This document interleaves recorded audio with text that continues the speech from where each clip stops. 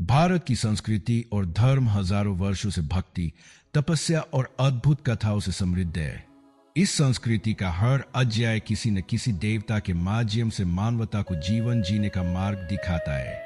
इनमें भी भगवान गणेश का स्थान सबसे निराला है। वे न केवल देवताओं के बीच प्रथम पूज्य माने जाते हैं, बल्कि मानव जीवन में भी हर शुभ कार्य की शुरुआत उन्हीं के नाम से होती है। जब भी कोई नया काम आरंभ किया जाता है, चाहे घर बनाना हो, शादी हो, व्यापार की शुरुआत हो या किसी नए ग्रंथ की रचना, सबसे पहले श्री गणेशाय नमः कहा जाता है। यह परंपरा केवल धार्मिक नहीं, बल्कि एक गहरी आध्यात्मिक शिक्षा भी देती है। गणेश जी के स्वरूप में ही कई रहस्य छिपे हैं। उनका हाथी का सिर बुद्धि और स्मृति का प्रतीक है। हाथी की स्मरण शक्ति बहुत अद्भुत होती है। उनकी छोटी छोटी आंखें एकाग्रता का संदेश देती है। उनका बड़ा पेट इस बात का प्रतीक है कि मनुष्य को हर अनुभव, अच्छा या बुरा, पजाना आना चाहिए। उनकी एक दंत, एक ही दांत यह सिखाता है कि अधूरापन भी महान कार्यों के लिए बाधा नहीं होता। उनका मूषक वाहन यह दिखाता है कि चाहे कितना भी छोटा या साधारण साधन क्यों न हो, अगर सही बुद्धि और संतुलन हो तो वह भी बड़ा काम कर सकता है। गणेश जी केवल देवताओं के ही प्रिय नहीं है, बल्कि वे आम इंसानों के भी बहुत करीब है। उनका रूप ही ऐसा है जिसमें मासूमियत भी है और गहराई भी। छोटे से बच्चे से लेकर बड़े बुजुर्ग तक हर कोई उन्हें अपनापन महसूस करता है। यही कारण है कि वे लोकप्रियतम देवता कहलाते हैं। प्रथम पूज्य होने का रहस्य। एक प्रश्न अक्सर उठता है कि गणेश जी को ही प्रथम पूज्य क्यों माना गया। उसका उत्तर उनकी कथाओं में मिलता है। गणेश जी हमेशा अपनी बुद्धिमानी, भक्ति और समर्पण से यह सिद्ध करते हैं कि बल और वेग से बढ़कर ज्ञान और विवेक होता है। इसी कारण से देवता भी उन्हें सबसे पहले पूजा करते हैं। आज के समय में भी जब लोग जीवन की कठिनाइयों का सामना करते हैं, तो वे विघ्नहर्ता गणेश जी की शरण में जाते हैं। विघ्नहर्ता का अर्थ है जो सभी बाधाओं को दूर करे। इसलिए शादी ब्याह, गृह प्रवेश, नया व्यवसाय, हर कार्य की शुरुआत गणेश जी के स्मरण के बिना अधूरी मानी जाती है। इस महाकथा का उद्देश्य केवल गणेश जी की कथाओं को दोहराना नहीं, बल्कि उनके जीवन और प्रसंगों के माध्यम से यह समझना है कि जीवन में सफलता, शांति और समृद्धि के लिए हमें किन गुणों को अपनाना चाहिए।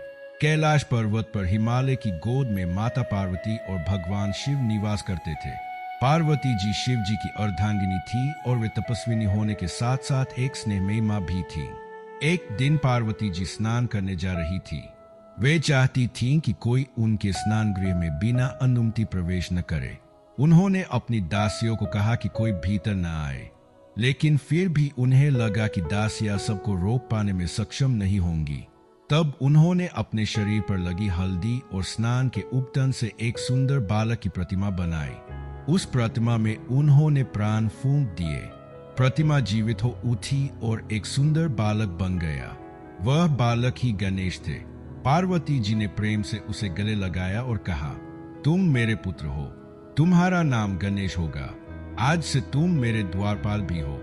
जब तक मैं स्नान कर रही हूँ, तब तक कोई भी भीतर न आए। गणेश जी ने माता के आदेश का पालन करने का वचन दिया। उसी समय भगवान शिव घर लौटे। वे भीतर प्रवेश करना चाहते थे, पर द्वार पर खड़े गणेश ने उन्हें रोक दिया। गणेश बोले, माता ने आदेश दिया है कि कोई भी भीतर प्रवेश न करे। शिव जी ने आश्चर्य से देखा, तुम कौन हो जो मुझे रोक रहे हो? मैं इस गृह का स्वामी हूँ। गणेश ने विनम्रता से पर दृढ़ता के साथ कहा, आप चाहे जो भी हो, पर मेरी माँ का आदेश सबसे ऊपर है। जब तक वे स्वयं न कहें, मैं आपको अंदर नहीं जाने दूंगा। शिव जी क्रोधित हो उठे। उनके गण वीरभद्र और नंदी गणेश को हटाने लगे, पर गणेश जी ने वीरता से सबका सामना किया।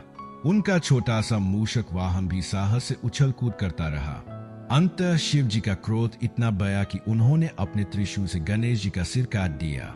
जब पार्वती जी बाहर आई और यह दृश्य देखा, तो उनका हृदय दुख और क्रोध से भर गया। उन्होंने विलाप किया और शिव जी से कहा, आपने मेरे पुत्र की हत्या कर दी। यदि आपने उसे जीवित न किया तो मैं पूरे संसार को नष्ट कर दूंगी। देवताओं में हाहाकार मच गया। सबने शिव जी से प्रार्थना की कि किसी प्रकार पार्वती जी के क्रोध को शांत करें। तब शिव जी ने आदेश दिया कि उत्तर दिशा में जो भी प्राणी पहले मिले उसका सिर लाकर गणेश के धड़ पर लगाया जाए। उनके गण उत्तर दिशा में गए और उन्हें एक शक्तिशाली हाथी का सिर मिला। वे हाथी का सिर लाकर लाए। शिव जी ने मंत्रों से गणेश जी के शरीर पर उसे स्थापित किया और प्राण फूके। गणेश जी पुनः जीवित हो उठे, पर अब वे हाथी मुखधारी थे। देवताओं ने प्रसन्न होकर उनका स्वागत किया। पार्वती जी ने पुत्र को गले लगाया और कहा, अब यह मेरा लाडला ही नहीं बल्कि समस्त जगत का प्रिय होगा। शिव जी ने घोषणा की, आज से गणेश देवताओं में अग्रणी होंगे। हर पूजा में सबसे पहले इन्हें स्मरण किया जाएगा। ये विघ्नेता और मंगलकर्ता कहलाएंगे। उस दिन से गणेश जी प्रथम पूज्य बन गए। कैलाश पर्वत पर एक बार देवताओं की सभा लगी। सभी देवता, ऋषि और गण एकत्र थे। माहौल उत्सव जैसा था। शिव जी और पार्वती जी सिंहासन पर विराजमान थे और उनके दोनों पुत्र गणेश और कार्तिकेय माता पिता के समीप बैठे थे। सभा में अचानक यह चर्चा छिड़ गई कि दोनों पुत्रों में से कौन अधिक योग्य है, कौन अधिक बुद्धिमान है और किसे प्रथम पूज्य होने का अधिकार मिलना चाहिए। नारद जी की योजना। देवर्षि नारद अपनी चिरपरिचित शैली में मुस्कुराए और बोले, देवताओं, इस विवाद का समाधान सरल है। एक परीक्षा कर लेते हैं। जो विजयी होगा वही सबसे श्रेष्ठ कहलाएगा। सबने उत्सुकता से पूछा, कैसी परीक्षा? नारद जी बोले, जो भी तीनों लोकों पृथ्वी, आकाश और पाताल का सबसे पहले 3 बार चक्कर लगाएगा और यहाँ वापस लौटेगा वही विजयी माना जाएगा। सभा में सब सहमत हो गए। कार्तिकेय जी, जो तेज गति वाले मोर वाहन पर सवार थे, तुरंत तैयार हो गए। उनका स्वभाव ही साहस और पराक्रम से भरा था। उन्होंने अपने मोर को आदेश दिया और वे आकाश में उड़ चले। गणेश जी वही शांत बैठे रहे। उनका वाहन तो छोटा सा मूषक था। सभा में कई लोग फुसफुसाने लगे, अरे यह तो अनुचित है।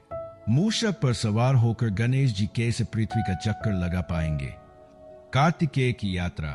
कार्तिकेय जी अद्भुत वेग से उड़ रहे थे। उन्होंने हिमालय की चोटियां पार की, महासागरों के ऊपर से उड़ान भरी, पाताल लोक के द्वार तक गए और फिर देवलोक में पहुंचे। उनकी गति इतनी तीव्र थी कि देखते ही देखते वे एक बार पृथ्वी की परिक्रमा पूरी कर चुके थे। सभा में लोग उत्साह से उनके पराक्रम की चर्चा करने लगे। देखो, कार्तिकेय कितने तेज है। गणेश जी तो अभी तक उठे भी नहीं। गणेश जी का चिंतन। उधर गणेश जी गंभीर होकर सोच रहे थे, क्या वास्तव में माता पिता से बढ़कर भी कोई संसार हो सकता है? क्या इस सृष्टि में मेरे लिए सबसे बड़ा तीर्थ तीनों लोक है, या मेरे माता पिता ही संपूर्ण ब्रह्मांड है?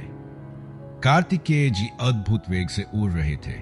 उन्होंने हिमालय की चोटियां पार की, महासागरों के ऊपर से उड़ान भरी, पाताल लोक के द्वार तक गए और फिर देवलोक में पहुंचे। उनकी गति इतनी तीव्र थी कि देखते ही देखते वे एक बार पृथ्वी की परिक्रमा पूरी कर चुके थे। सभा में लोग उत्साह से उनके पराक्रम की चर्चा करने लगे। देखो, कार्तिकेय कितने तेज है। गणेश जी तो अभी तक उठे भी नहीं। गणेश जी का चिंतन। उधर गणेश जी गंभीर होकर सोच रहे थे, क्या वास्तव में माता पिता से बढ़कर भी कोई संसार हो सकता है? क्या इस सृष्टि में मेरे लिए सबसे बड़ा तीर्थ तीनों लोक है, या मेरे माता पिता ही संपूर्ण ब्रह्मांड है? उनकी बुद्धि ने उत्तर दिया, माता पिता ही सब कुछ है।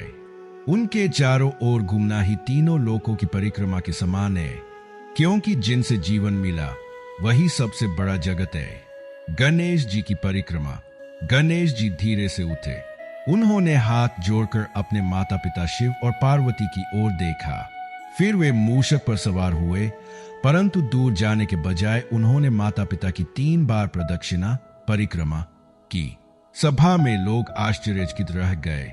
किसी ने पूछा, गणेश जी, आप कहाँ जा रहे हैं? गणेश जी मुस्कुराए और बोले, मेरे लिए माता पिता ही तीनों लोकों के समान है। उनके चरणों की परिक्रमा करना ही समस्त संसार की परिक्रमा है। उनकी आवाज में श्रद्धा और ज्ञान की गहराई थी। कार्तिकेय की वापसी। उद्धर कार्तिकेय जी लंबी यात्रा पूरी करके तैयार लौटे। उनका चेहरा आत्मविश्वास से भरा था। वे बोले, मैंने पृथ्वी, आकाश और पाताल तीनों का चक्कर लगा लिया है। अब बताइए कौन विजयी है। तभी सभी ने देखा कि गणेश जी पहले ही अपनी परिक्रमा पूरी कर चुके हैं और शांत भाव से बैठे हैं। निर्णय की घड़ी। नारद जी हंसते हुए बोले, देवताओं, विजेता गणेश जी है। कार्तिकेय आश्चर्यचकित हो गए। वे बोले, यह कैसे संभव है? मैंने तीनों लोकों की परिक्रमा की है। गणेश जी ने तो कैलाश पर्वत से बाहर कदम भी नहीं रखा। तब शिव जी ने समझाया, पुत्र, गणेश ने जो किया है वही सच्चा ज्ञान है। माता पिता ही सृष्टि का मूल है। उनकी परिक्रमा ही ब्रह्मांड की परिक्रमा है। तुम्हारी गति और पराक्रम महान है, परंतु गणेश जी का ज्ञान उससे भी ऊंचा है। पार्वती जी ने भी कार्तिकेय को स्नेहपूर्वक देखा और कहा, बेटा, तुम्हारा साहस सराहनीय है, परंतु गणेश जी की भक्ति और विवेक ही उन्हें प्रथम पूज्य बनाता है। सभा का उल्लास। सभा में सभी देवता गणेश जी की स्तुति करने लगे। विघ्नहर्ता गणेश की जय हो। प्रथम पूज्य गणेश महाराज की जय हो। उस दिन से हर पूजा, हर यज्ञ, हर शुभ कार्य की शुरुआत गणेश जी के नाम से होने लगी। संवाद और सीख। कार्तिकेय ने गणेश जी से कहा, भाई, मैंने समझ लिया कि शक्ति और वेग महत्वपूर्ण है, परंतु उनसे भी बड़ा है ज्ञान और भक्ति। आप वास्तव में हम सब के अग्रणी है। गणेश जी ने विनम्रता से उत्तर दिया, भव्या, आपके बिना यह सृष्टि अधूरी है। आप वीरता और पराक्रम के प्रतीक है और मैं केवल अपनी बुद्धि के बल पर यह परीक्षा जीत पाया हूं। संसार को यही सीखना चाहिए कि शक्ति और बुद्धि दोनों मिलकर ही जीवन को सफल बनाते हैं।